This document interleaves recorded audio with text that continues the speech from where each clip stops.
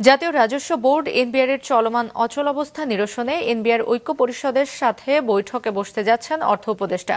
অর্থ মন্ত্রণালয়ে বিকেল 4টায় এ বৈঠক অনুষ্ঠিত হবার কথা। দুপুরে সংবাদ সম্মেলন করে বিষয়টি নিশ্চিত করেছেন এনবিআর সংস্কার ঐক্য পরিষদের সহসভাপতি। অর্থ মন্ত্রণালয়ে বিকেল 4টায় এ বৈঠক অনুষ্ঠিত হবার কথা।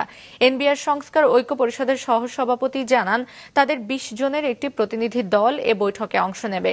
এর আগে সকালে জাতীয় রাজস্ব বোর্ড চেয়ারম্যানের অপসারণ ও সব পক্ষের অংশগ্রহণের ভিত্তিতে রাজস্ব খাতের সংস্কারের দাবিতে দ্বিতীয় দিনের মতো কমপ্লিট শাটডাউন ও মার্চ টু এনবিআর কর্মসূচি পালন করেন এনবিআর সংস্কার ঐক্য পরিষদ। সকাল থেকে আগারগাঁওয়ের এনবিআর ভবনের সামনে জড়ো হতে শুরু করেন ঢাকা সহ বিভিন্ন জেলার কাস্টমস, ভ্যাট ও কর অফিসের কর্মকর্তা কর্মচারীরা।